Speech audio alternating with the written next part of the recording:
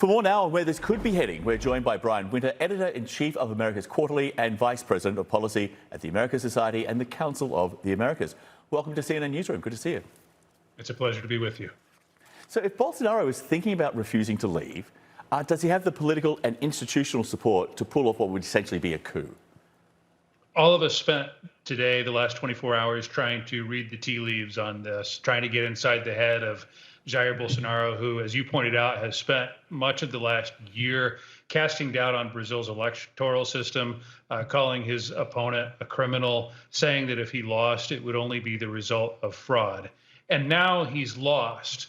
And so the question is, what will he do?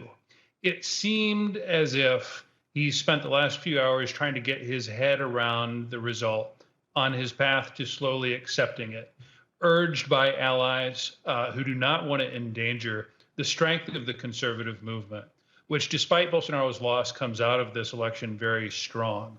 That is, Bolsonaro allies will occupy key positions in governors' houses. They'll run Brazil's 3 largest states by population. They're also all over Congress. And so right now, as we speak, Bolsonaro has lots of allies in his ear saying, please do not burn the house down on the way out. Please accept this result, because it will be good for all of us over time. That's interesting, because Brazil has received a lot of praise for an election that was seen as fair and honest, transparent and accountable. Here's a spokesperson for the EU Foreign Policy Chief. Listen to this.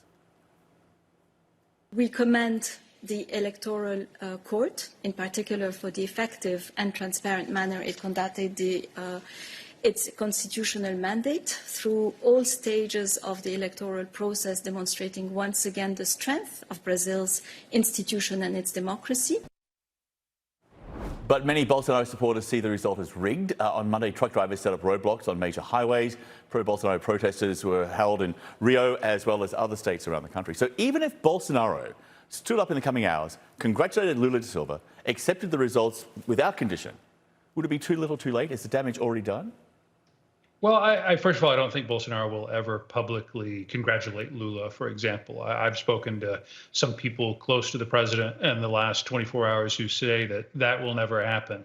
The best case scenario is that Bolsonaro simply declines to challenge the result in any meaningful way. He will grumble about perhaps some fraud. He will talk about the system being rigged against him, like the electoral court, which ruled against him on a couple of occasions over the course of the election, but that's the best case scenario. The problem is that as we saw in the United States in the wake of the 2020 election, when a president casts doubt on an electoral process, even if he doesn't prevail, even if he's not able to overturn the result, that still leaves damage. It still leaves scars. You end up with a percentage of the population that does not see the winner of the election as the legitimate winner.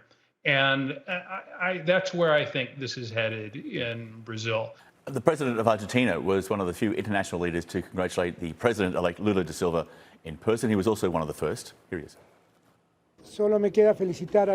I can only congratulate the people of Brazil because they have carried out an election day with total transparency, peace and calm.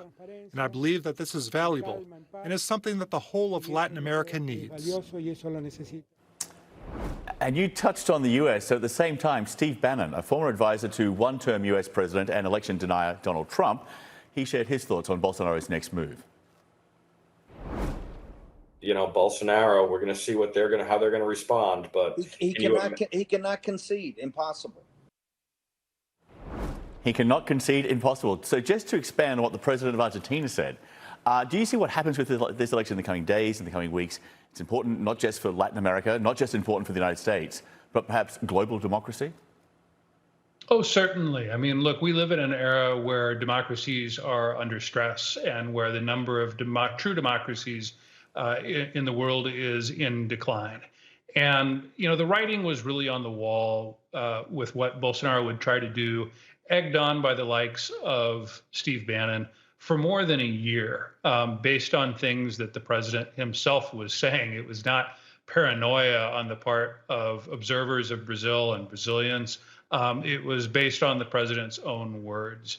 And, you know, this approach where you never admit defeat, where you never, you know, the way they see it, you never show weakness, The thing is, if we're honest, it does actually appear to pay political dividends in some part. I mean, you look at Bolsonaro, I think right now is following the example of Donald Trump, thinking that if I at some level refuse to acknowledge that I lost, this will leave me in a stronger position later, and I might even be able to return to office. And that's bad for democracy, but politically, it's not crazy, as we've seen here in the U.S.